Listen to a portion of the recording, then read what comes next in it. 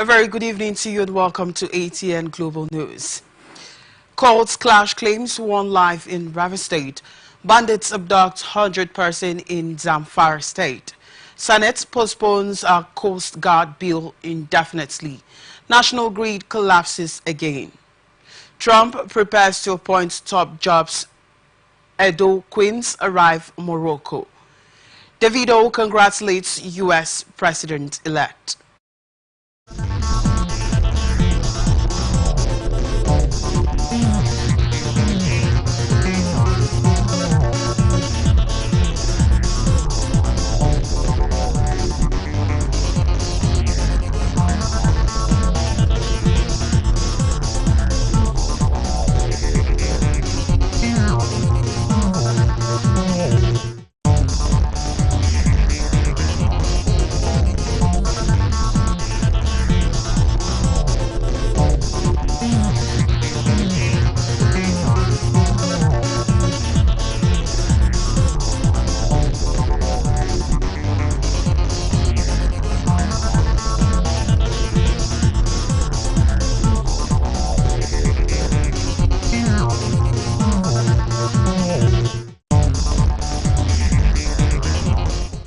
One person has been killed by suspected cultists in Omuwoke Ngbume village after violence erupted in Obele community in Emoha local government area of Rivers State.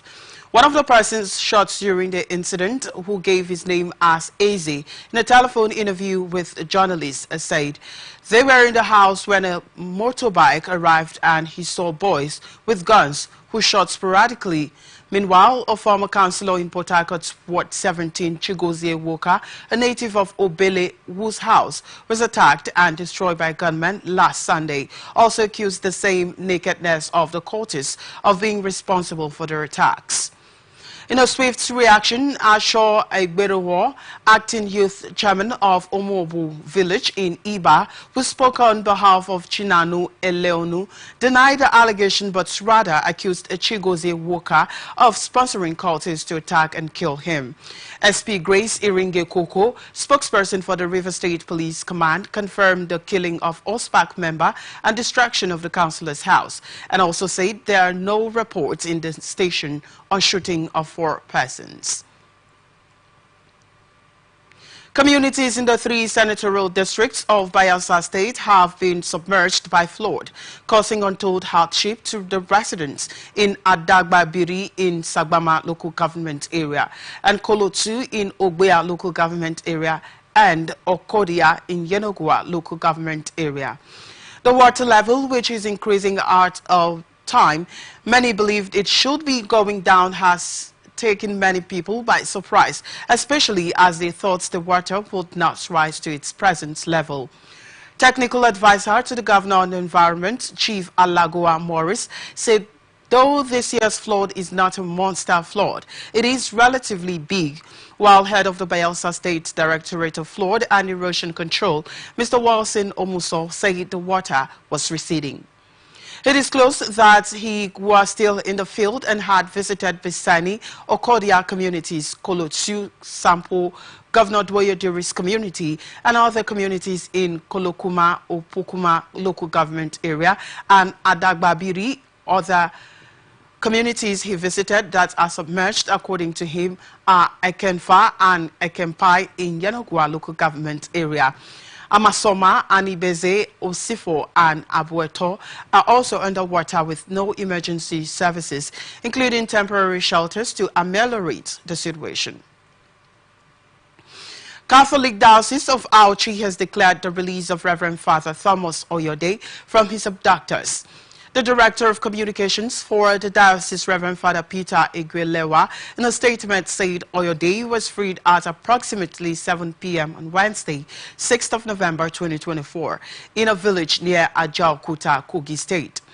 This is coming after Oyode was kidnapped on 27 October 2024 when gunmen attacked the Immaculate Conception Minor Seminary in Ivianopodi, Agbenobode, Esako East local government area of Edo State, while the priests and seminarians were observing their evening prayers and benediction. The bishop also takes this opportunity to call on governments at all levels to address the deteriorating security situation in Edo North Senatorial District and Edo State, adding that proactive measures must be taken to ensure people can return to their normal, peaceful lives in their homes, on their farms, and while traveling. Nigerian Navy Forward Operating Base, Ibaka, has arrested 3 suspected oil thieves carrying a boat containing crude oil worth 32 million naira in Akwa Ibom State. The commanding officer of the base, Captain Uche Aneke, who disclosed these while handing over the suspect and seized items to the Economic and Financial Crime Commission, Akwa Ibom State Command, on Thursday at Ibaka, said the suspects are arrested following an intelligence report about the activities of suspected criminals involved in crude oil theft within the Navy's area of operations. He warned individuals or groups planning to carry out any form of criminality in Nigerian waters or smuggling illegal consignments into or out of Nigeria's waters to desist immediately. Anake reaffirmed the Navy's commitment to combating maritime crimes in the state under the leadership of the Chief of Naval Staff, Vice Admiral Emmanuel Ogala. Enugu State government has withdrawn from the suit filed by some states in the Federation, contesting the laws that establish the Economic and Financial Crimes Commission, as well as the Nigerian Financial Intelligence Unit guidelines, which is before the Supreme Court.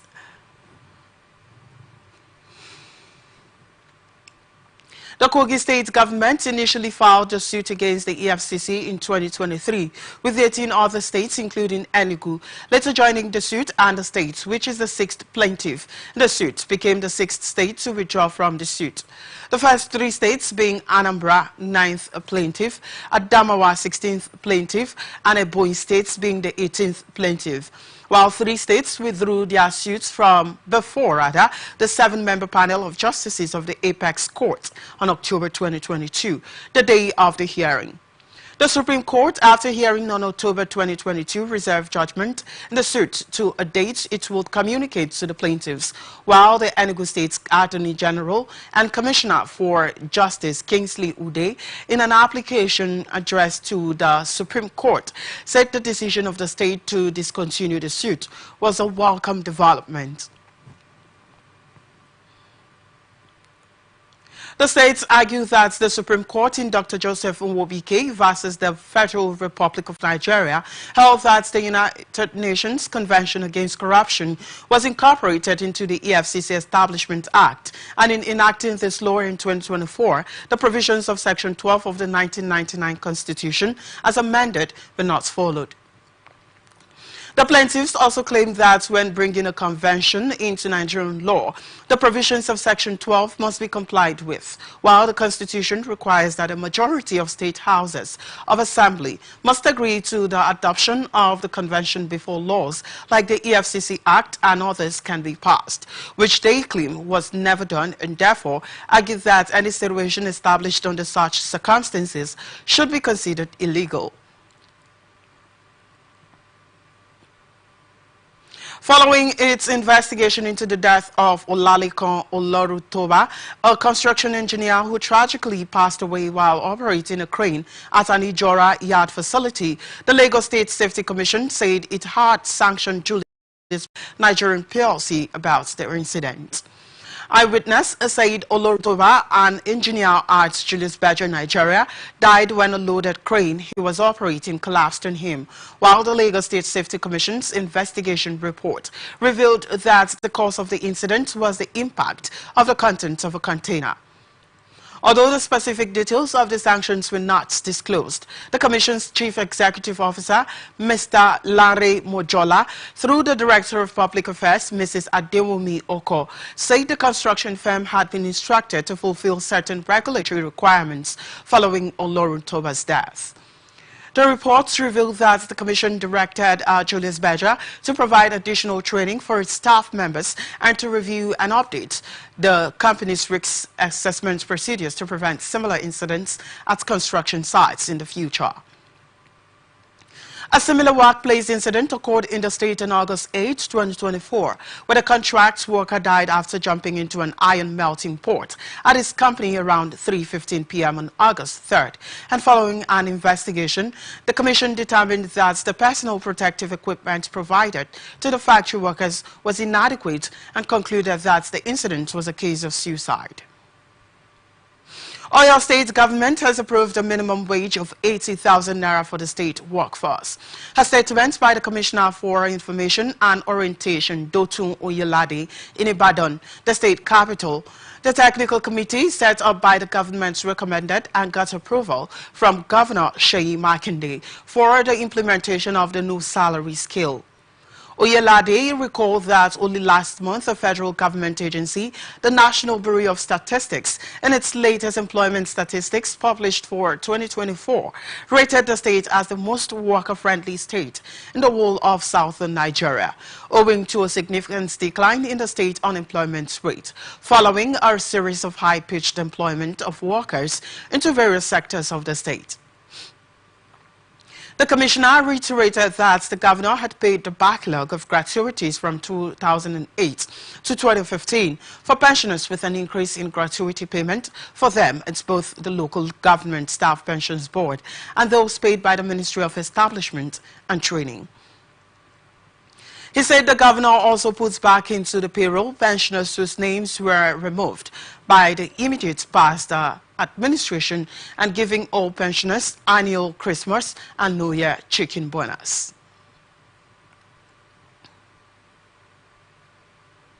Osun State Governor Ademola Adeleke has declared a 3-day mourning period in the state, beginning on Thursday in honor of the late Chief of Army Staff, Lieutenant General Torit Lagbaja.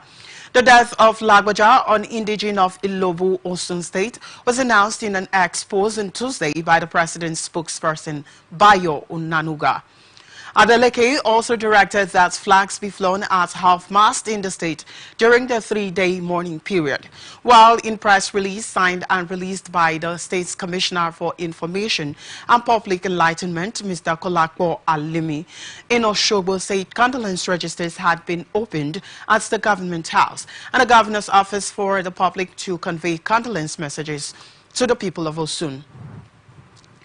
The statement described Lagbaja's death as devastating and a colossal loss to humanity and the nation, adding that the government is saddened by the irreparable loss of one of the glories of Osun State, and particularly condole with the Lagbaja family of Ilobu, the Olobu of Ilobu, and everyone.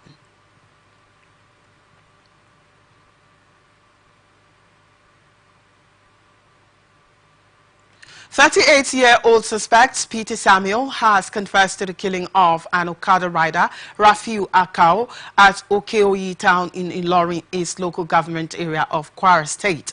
The incident occurred at Asunlere area of the town, and while in an interview with journalists after the suspect was paraded alongside 4 others involved in the incident by the State Police Commissioner, Victor Olaya, Peter Samuel said he used cutlass to cut the head of the Okada rider in the attempt to snatch the new motorcycle bought by the deceased.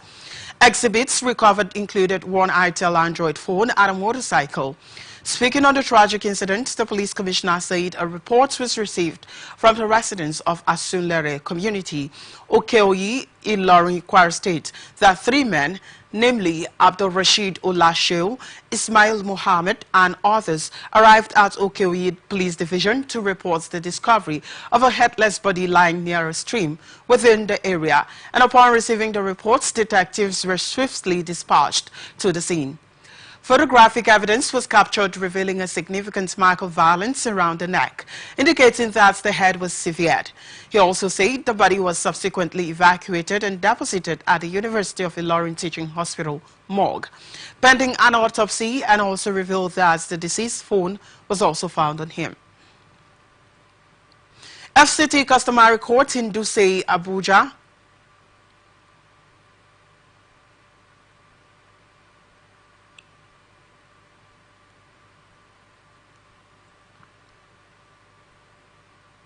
FCT administration says revenue raised through taxes is enough for FCT infrastructure and many other social amenities. FCT Minister Nyesom Wike confirmed the development during an inspection of 11.10 kilometers road at Kuje Highway and Kuje Gwagwalada Road. It's a matter of strategy, and it's a matter of being prudent in these available resources. No government, no institution can say they will have all the required resources to be able to carry out every service or services. What is important to us is that, yes, we try to make sure people pay their taxes. One thing I can tell you about people or Nigerians is that when they see that the taxes they pay are being utilized, they reciprocate by making sure they pay their taxes. But when they see that the taxes they pay and they are saying nothing about what we're done with it, they are reluctant to pay. We are trying as much as we can to continue to increase our IGR. It is our IGR that we are using to pay. There's no other any money coming from anywhere. And again, we restrict on the number of projects and make sure that we have gone far before awarding other projects. And again, that the funding is available so that it will not be an abandoned project or projects.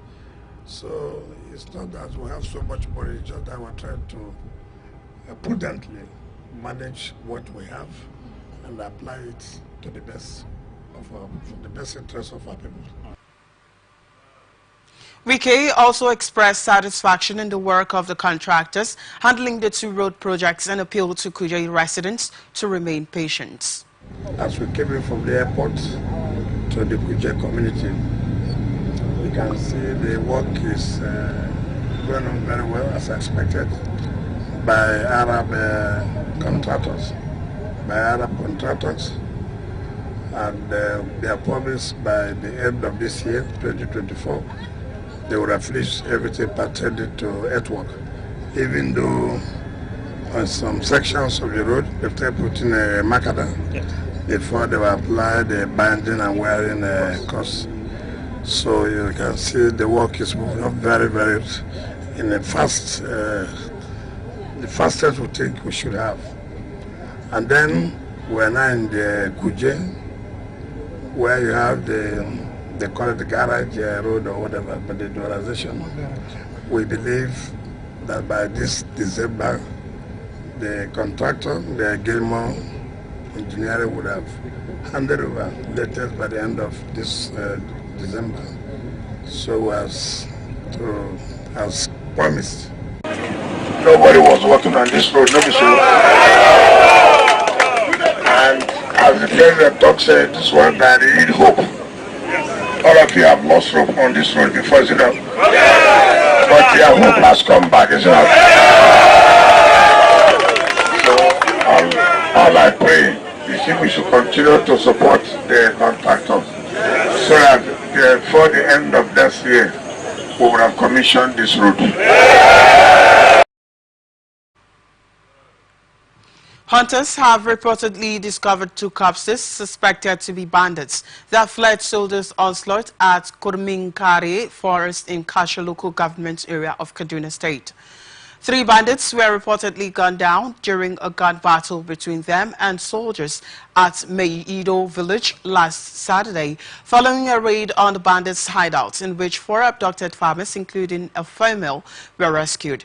Eyewitness from the area confirmed the discovery of the corpses by hunters on a rocky hill in the area, while the village chief from the area who confirmed to him that 2 corpses suspected to be among the fleeing bandits from Meido village were found in the forest by hunters. He further explained that the 2 corpses were riddled with bullets, while ASP Hassan Mansour, the spokesman of the State Police Command, is yet to confirm the report. Suspected bandits have attacked communities in Wanke near Guzau, the capital of Zamfara State, and abducted about 100 citizens, and a chief imam was among the victims abducted. A survivor said the affected communities were under siege and people were migrating for fear of further attacks, adding that near Sabon Lai, over 50 persons were taken away, and near Dagon Hai, about 50 others were also abducted. He also said the locals were still counting those missing, while the terrorists were chasing people like animals, lamenting that it was quite a disturbing scenario, watching how people were being chased away from their houses. According to him, the bandits were chasing the people on motorbikes, stressing that they traced women to their houses and abducted them, while some were even intercepted while running away like animals to the bush. The police in Zamfara State is yet to speak on the matter. Nigerian Police Force of the Sokoto State Command has confirmed the presence of an armed Islamic group called La Kurawas in about 5 local government areas of the state. The spokesman of the command, Ahmed Rufai, said the group is armed with sophisticated weapons and had been operating in Gudu, Tangaza, Binji, Ileila and other local government areas to impose its beliefs on the populace. While the Sokoto state government had earlier expressed concern over the emergence of another criminal group in the state. The Deputy Governor Alhaji Idris Mohammed Kubir, who disclosed this while receiving participants of course 33 of the National Defense College, Abuja, who were on a study tour in the state, said the group was known to be a faith-based idealist, and the sad development was happening at a time when the state was being faced by banditry. The Deputy Governor also said as the threat was expanding, security authorities were working assiduously to address the emerging threat, while the state government has been working closely with the federal security agencies to address numerous security threats to lives and properties of the people of the state. While enumerating various efforts being made by the government to confront security challenges, he expressed hope that the study tour would provide the required insights into the nature of the unfolding criminal activities and provide solutions that would guarantee the security of lives and peaceful coexistence among people. You're watching the Global News on Atlantic Television Network. We'll be back after this break. Do stay with us.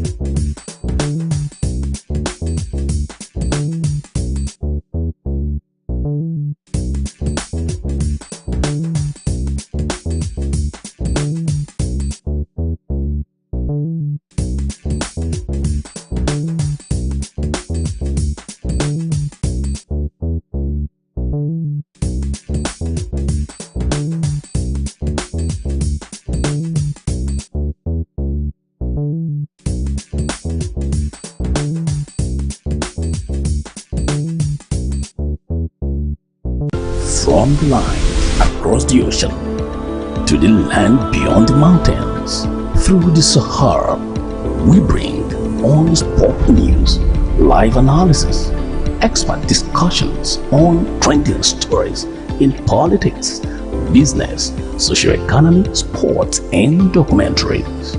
So catch all the updates on the happenings around the globe. Stay focused on the fact today, only on ATN.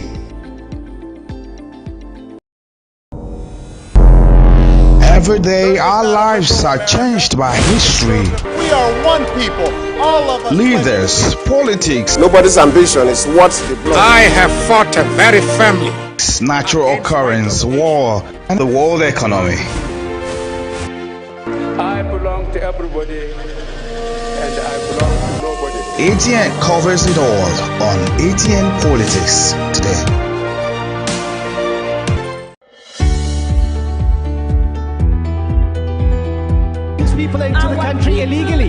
It is amazing. Honorable you human on the point of order.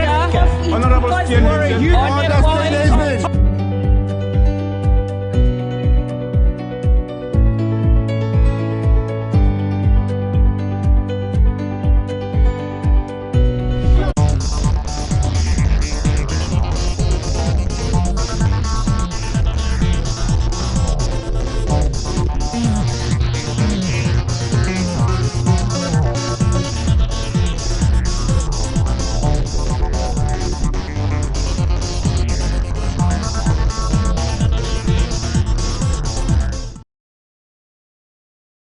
Atlantic Television Network. And now to the rest of our stories. President Bola Tinubu has upgraded the Labor Ministry after a new minister was appointed. The federal government plans to create 2.5 million jobs through the Ministry of Labor Employment Enhancement Program to provide Nigerians' workforce with the essential tools and opportunities to succeed in the digital era aimed at ending poverty, as well as economic growth. The 2.5 billion jobs encompassed a digital skills initiative, programs for vocational entrepreneurship skills, and upgrades to infrastructure, and enhancements to NELEX for accelerating employment, encouraging development partners such as the World Bank, GES, as well as the European Union, UNIDO, and the Bank of Industries to back their efforts. Joseph Moses Mawinka completes the report.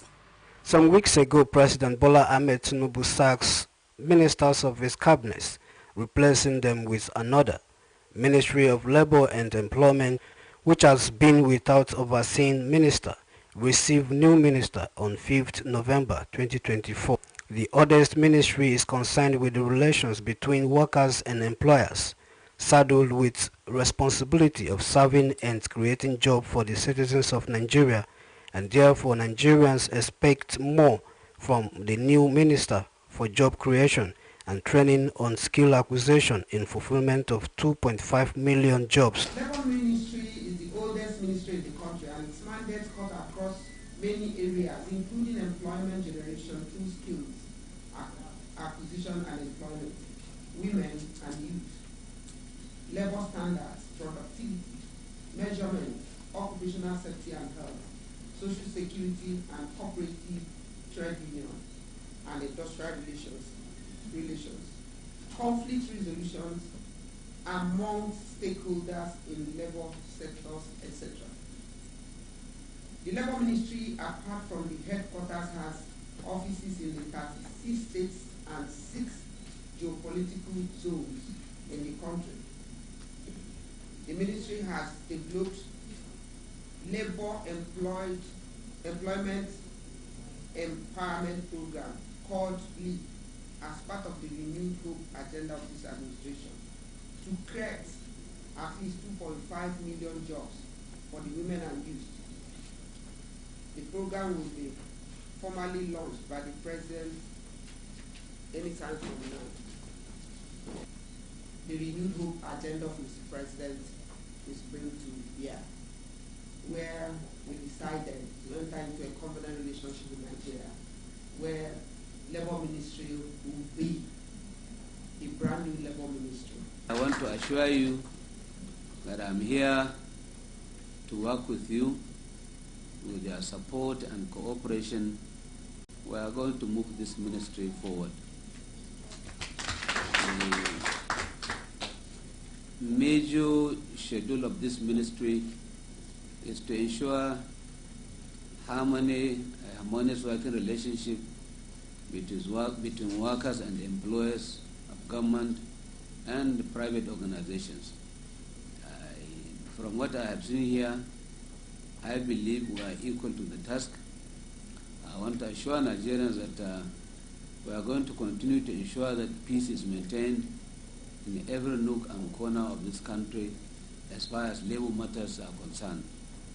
What is important is for us to carry everybody along, to try as much as possible to listen to all labor organizations, to all labor issues, so that together we try to solve and resolve all issues that are outstanding. Together, we try to resolve all issues, not only resolving issues, try to enhance the welfare, the well-being, and the support and cooperation of all workers in this country. We have the capacity, we have the determination. Mr. President is committed to ensuring that every worker is very happy, and we are going to ensure that our workers across the board are carried along and are made to support the present administration. The minister promises to work tirelessly while serving Nigerians and attending the obligation of the ministry. However, the minister needs to know that unemployment rate stood at 5.3% in the first quarter of 2024, and therefore unemployed Nigerians today wants actions and realities of his work, than promises that will not yield results. Joseph Moses, Atlantic Television Network News, Abuja. Inspector General of Police Kayode Egbetokun has ordered officers and men of the Nigerian police force to wear black bands for a 7-day mourning period in honor of the late Chief of Army Staff Lieutenant General Taoreed Lagbaja. The police boss gave the directive in a statement issued on Thursday by the First Public Relations Officer Muyiwa Adejobi that the directive is to honor Lagbaja, who showed gallantry, dedication and passion in the fight against insurgency in the country during his lifetime. This is coming after the late Army Chief, appointed by President Bola Tinubu on June 19, 2023, died on Tuesday at the age of 56, night after a prolonged illness. And following his death, President Bola Tinubu on Wednesday directed that Nigeria's national flags be flown at half-mast for 7 days across the country to mourn the passing of the late Army Chief. The President's directive was conveyed through a statement signed by Special Advisor on Information and Strategy, Bayo Onanuga, titled Announcement of the Passing of Chief of Army Staff, Lieutenant General Taoreed Abiodun Lagbaja.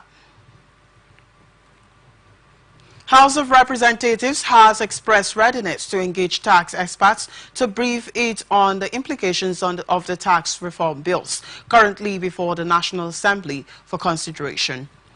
The deputy spokesman of the House, Mr. Philip Agbese, in Abuja, expressed the readiness of the House to interface with the Nigerians on the issue in town hall engagements.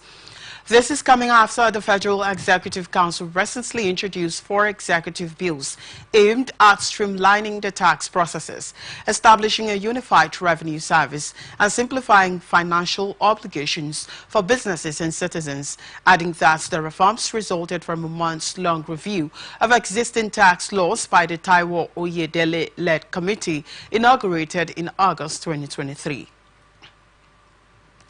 The committee's recommendations were harmonized into 4 executive bills, which were transmitted to the National Assembly in September 2024, while the 36 state governors called for the withdrawal of the bills to allow room for more consultations.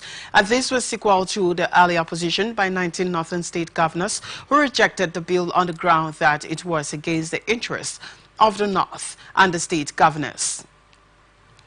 Speaking on behalf of his colleagues after the 144th National Academic Council's meeting presided over by Vice President Kashim Shettima, the Oyo State Governor Seyi Makinde said the council members agreed that the bills be withdrawn as some sections of the country were uncomfortable with some of its contents.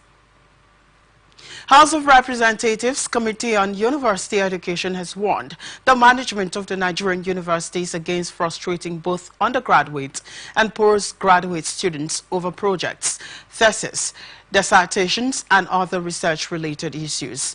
Chairman, House Committee on University Education Abubakar Hassan Fulata gave the warning following an allegation that a lecturer at Ahmadu Bello University, Zaria, died of depression due to his inability to complete PhD program after 13 years. The committee, which has visited several federal universities in the last 3 months, was in Abu Zaria this week. Muazu Mohammed Ahmad, a lecturer at the English Language Department at the Ahmadu Bello University, Zaria, died a few months ago due to alleged depression suffered at the hands of his PhD supervisor. According to the allegation, he was admitted for PhD in 2011 and 13 years later, he was unable to complete the study. Fulata told Professor Kabiru Bala, Vice-Chancellor Abu Zaria, that the management of the school should ensure that supervisors assigned to supervise both undergraduate and postgraduate students' research work do not harass, intimidate and frustrate them, and also appeal to the management of other universities in the country to ensure that students graduate at the appropriate time. Fulata also said several federal universities committee visited do not comply with federal character principles with respect to recruitment and urged the Federal University of Health Sciences Azare, Bauchi State, Federal University Dusama, Katsina State, and other no universities to ensure they comply with the federal character principles in recruitment. Nigerian military says it has identified a new terror group operating in Kebbi and Sokoto states, and the military is monitoring the group's activities and developing strategies to counter any threats to national security. This was made known on Thursday by Zagazola Makama, a Lake Chad Basin counter-terrorism and insurgency expert, in a post on his X handle, citing a statement by Major General Edward Buba, Director of Defense Media Operations. According to the statement, the terror group is reportedly affiliated with jihadi factions in Mali and Niger, raising security concerns in the northwestern region of the country, stressing that Buba linked the emergence of the group to political instability in Mali and Niger, which he said had fueled the spread of extremist elements in Nigeria. Independent Broadcasters Association of Nigeria Board of Trustees, the EXCO and standing committees have commenced the engagement of stakeholders on the implementation of IBAN, white paper, and some of the industry issues. The Independent Broadcasting Association of Nigeria disclosed these in a communique after its 2024 annual general meeting of October 30th at the channel's television amphitheater in Lagos.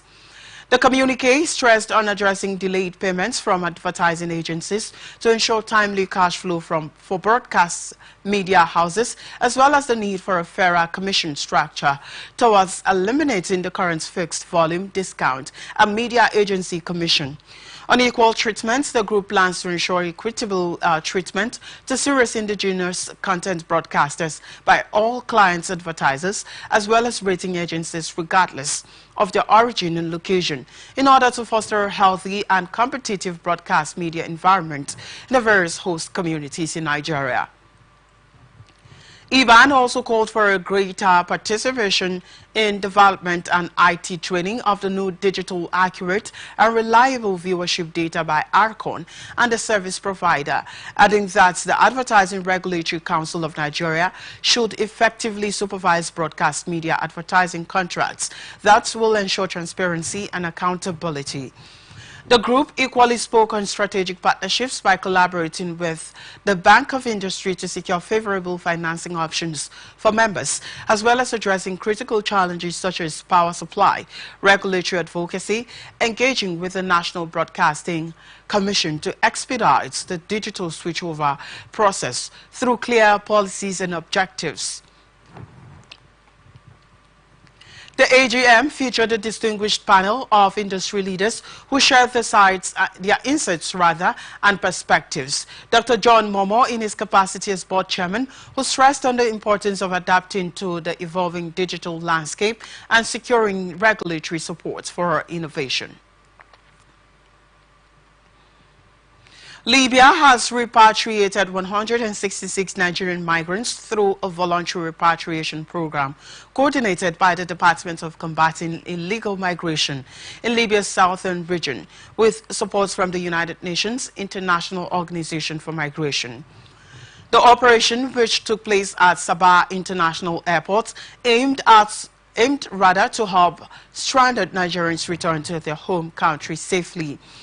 The news was shared on the X accounts of Migrants Rescue Watch, confirming that the migrants were flown back to Nigeria from the southern Libyan city of Sabah.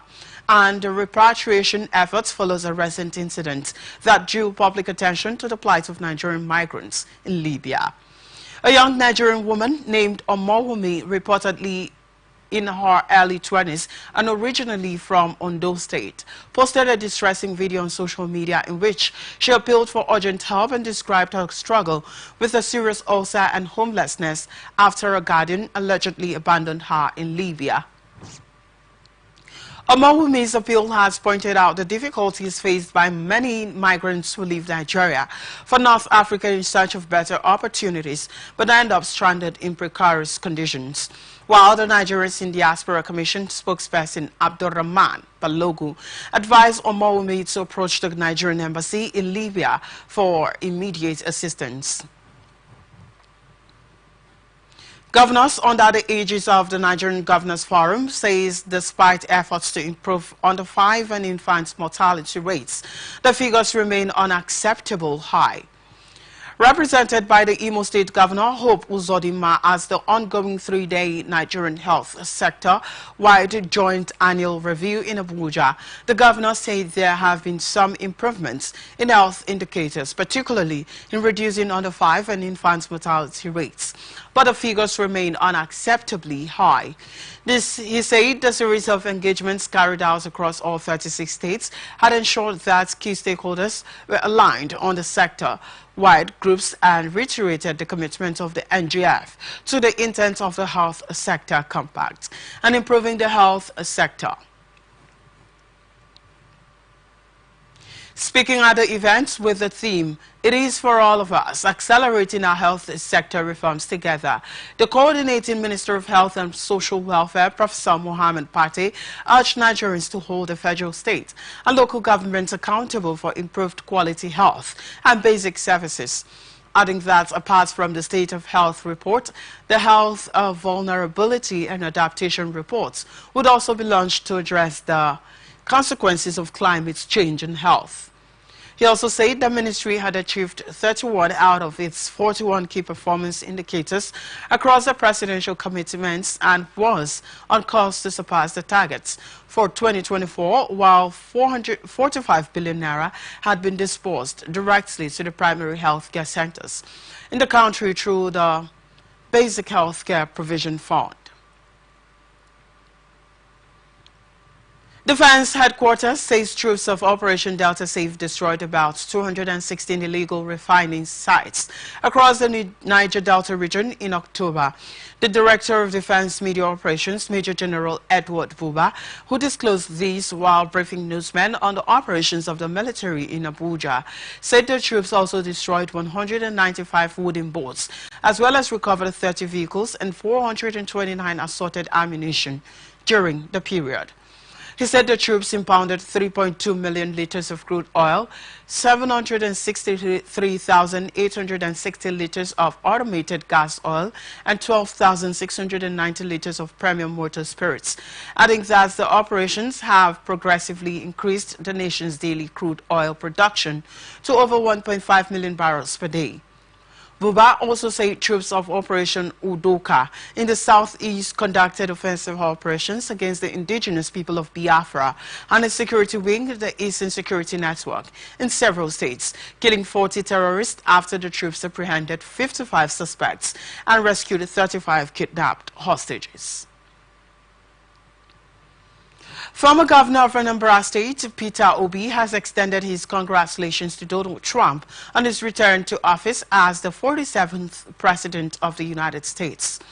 A statement on Thursday via X, Obi expressed his hope that Trump's victory will strengthen democratic values globally and promotes peace and also reinforce democracy worldwide and contributes to fostering much-needed global peace. He also commended Vice President Kamala Harris for her dedication and resilience, adding that a spirited campaign demonstrated the strength of democracy and encouraged Nigeria to draw lessons from the United States. Transparent electoral process. He urged Nigerian authorities to eliminate practices such as vote buying, election violence, and network disruptions that continue to hinder the country's democratic process, and concluded by congratulating the United States on their election, reiterating the importance of democratic integrity for every nation. And now we move on to business news. Federal government has commenced the recruitment of 819 young Nigerians to be trained as tractor operators and mechanics to boost mechanized farming and guarantee food security in the country.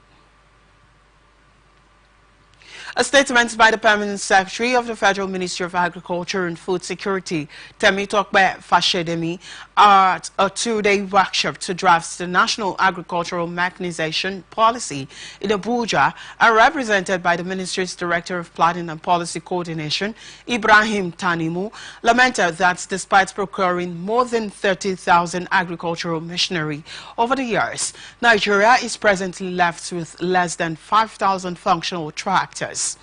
He also praised President Bola Tinubu for engaging agricultural equipment manufacturers such as John Deere, Belarus Tractors, and the Green Imperative Program to supply an additional 32,500 tractors in the next 5 years.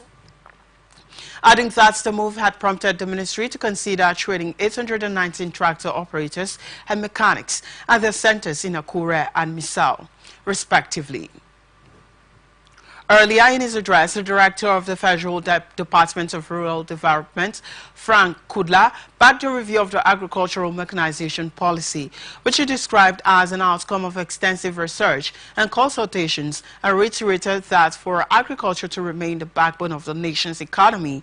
He also said the draft's policy is a result of extensive research and consultations and addressed critical areas such as access to machinery, training, finance, and sustainable practices to pave way for a vibrant and mechanized agricultural sector in Nigeria.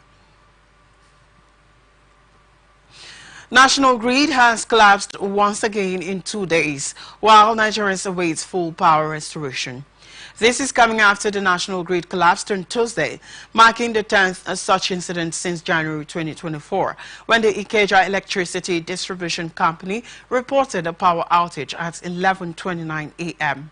The Transmission Company of Nigeria is yet to provide an update on the incident, which marks the 11th of such occurrence in 2024. Federal government has decried a poor maintenance culture and inadequate in aged equipment, among other challenges that are responsible for the incessant multiple collapses of the national power grid witnessed in recent months. It also said the high voltage of electricity surpassing the capacity of its equipment caused the blackouts witnessed on October 14th and 19th, 2024. The chairman of the investigative committee probing reasons for grid collapse, Nafisatu Asabe Ali, revealed this during the report's presentation at ministry's headquarters in Abuja. This is coming barely 24 hours after the latest collapse that occurred on Tuesday, making it the 10th time the national grid would collapse in 2024 alone, while the investigative team observed similar challenges and problems affecting all stations during its probe. She said the investigative team examined the grid collapse incidents that occurred on October 14th and 19th and found out that the shuttering of lightning arresters in Jeba and Oshobo transmission stations and the explosion of a CT also in Jeba station were reasons for both incidents. Central Bank of Nigeria has issued guidelines to banks on implementing the free foreign exchange deposit window announced by the federal government recently. The guidelines released by the CBN provided modalities for the participation of commercial, merchant, and non-interest banks in the scheme, while the notice of the scheme guidelines, which takes effect from Wednesday, was jointly signed by the Acting Director of the Financial Policy and Regulation Department, John Onoja, and the Acting Director of the Banking Supervision Department, Dr. Adetona Adedeji.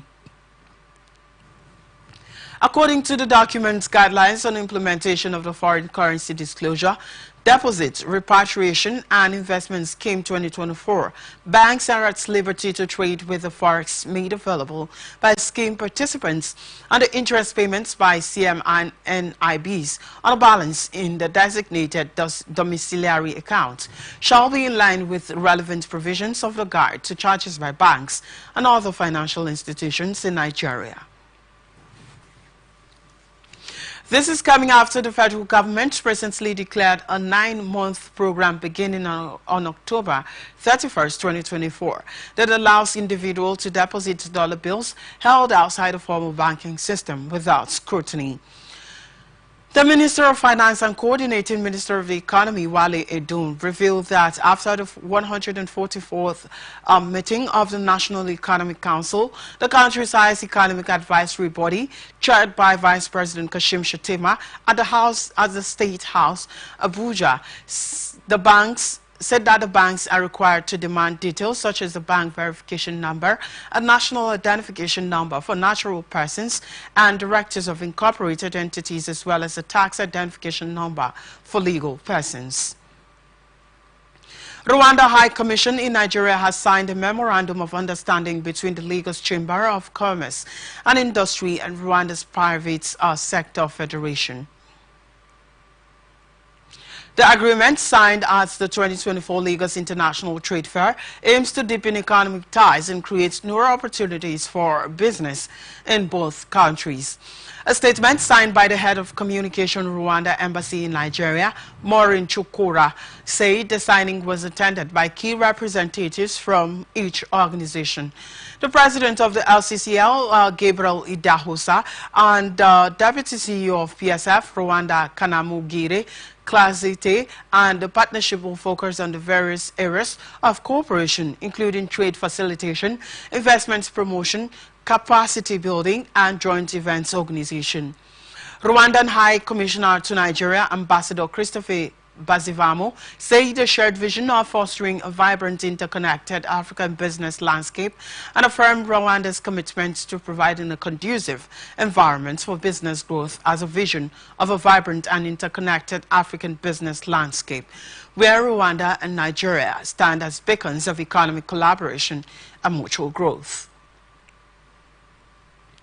The MOU outlines specific steps to enhance collaboration in key sectors such as agriculture, particularly in Rwanda coffee and tea production, as well as energy in manufacturing, technology, and creative industries.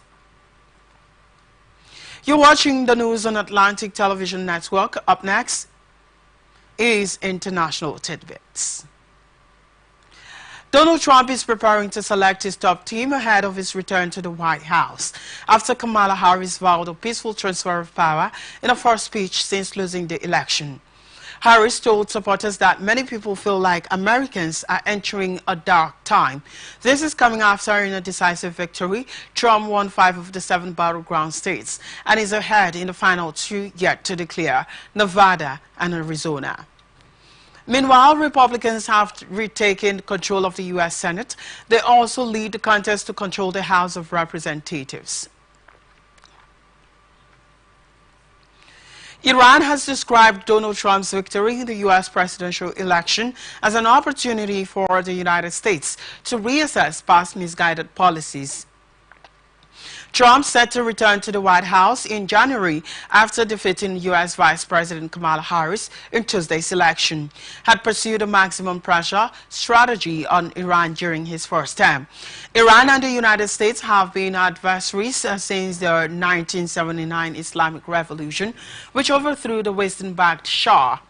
Tensions escalated during Trump's first term from 2017 to 2021, and before Trump was declared the winner on Wednesday, Iran had dismissed the U.S. election as irrelevant during his first term.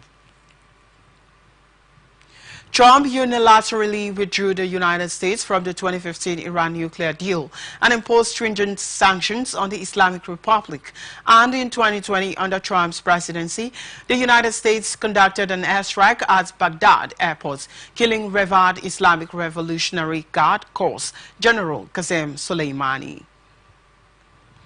Former United States President Barack Obama says the electoral victory of Donald Trump in the election is not the outcome he had hoped for, while considering the importance of a peaceful transfer of power. Obama's comments stand in a stark contrast with Trump's unprecedented refusal 4 years ago to concede defeat to Joe Biden, culminating with the violent attack by his supporters on the U.S. Capitol on January 6, 2021. A statement by Obama said democracy is about recognizing the points of view and being willing to accept the peaceful transfer of power. The ex-president also voiced pride over the efforts of Vice President Kamala Harris and her running mate Tim Walz, who were soundly beaten in the election. Australia's Prime Minister has vowed to ban children under 16 from social media, saying the pervasive influence of platforms like Facebook and TikTok was doing real harm to our kids. Prime Minister Anthony Albanese said the tech giants would be held responsible for enforcing the age limit and face hefty fines if regulators notice young users slipping through the cracks, adding that Australia is among the vanguard of nations trying to clean up social media, and the proposed age limit would be among the world's strictest measures aimed at children. He said that the new laws would be presented to state and territory leaders this week before being introduced to Parliament in late November, adding that once passed, the tech platforms would be given a one-year grace period to figure out how to implement and enforce the ban. TikTok said it had nothing to add at this stage. Here now is ATN Sports News. Niger Tornadoes have expressed their determination to consolidate in the Week 10 victory against Shooting Stars. The win was the first Ikon Ala boys first in the Nigerian Premier Football League this season. Niger Tornadoes will host Akwa United at the Bako Kontagora Stadium on Sunday. Majim Mohammed's side occupied 7th position on the league table with 14 points. Players and officials of Edo Queens have left the country for Casablanca, Morocco, ahead of the 2024 CAF Women's Champions League. The contingent departed the Murtala Mohammed International Airport, Lagos, on Thursday morning and will be making their maiden appearance in the competition. Moses Adoko's side will face holders Mamelodi Sundowns of South Africa, Sibe FC of Ethiopia, and Masar FC of Egypt in Group B. Edo Queens' opening fixture is against Masar FC in Casablanca on Saturday, and the Benin City Club will be looking to make history as the first Nigerian club to win the competition. The competition will run from November 9th to November 23rd in the cities of El Jadida and Casablanca, Morocco. Galatasaray assistant manager Ismail Garcia has applauded Victor Osimhen since he arrived at the club. Osimhen joined Galatasaray on a one-year loan from Napoli in the summer, and the Nigerian international has scored 4 goals and registered 3 assists in 7 appearances across all competitions for the Yellow and Reds. Garcia eulogized Osimhen for integrating quickly into the club, adding that Osimhen will be in an action with Galatasaray when Galatasaray take on Tottenham Hotspur in UEFA Europa League. Afrobeat singer David Adeleke, popularly known as Davido, has congratulated Donald Trump on his re-election as the 47th President of the United States of America. He also commiserated with Vice President Kamala Harris over the defeats in the presidential election.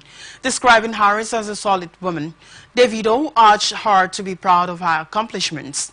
Earlier Tuesday, Davido revealed that he voted for the first time in an American election. Davido, who was born in Atlanta, however, did not reveal the candidates he voted for. Popular Nollywood actress Uche Ogbodo has revealed why she's blocked Yule's Edochie's estranged wife, May, on social media. Uche Ogbodo made this known while berating May Edochie's fans for trolling her over Star's robbery. This is coming after the actress had cried out online over the alleged robbery attack on a boutique store. However, reacting to the negative comments on her page, Ogbodo, in a series of posts on Instagram, alleged that May's fans have been mocking her and called the robbery attack her karma for supporting Yul Edochie's second wife. Judy Austin and also described the troll as toxic fans, noting that she blocked May because she seems to enjoy the toxicity. And that's the size of the package on Global News for tonight. Before we go, let's take a look at the major stories. Court clash claims 1 life in River State.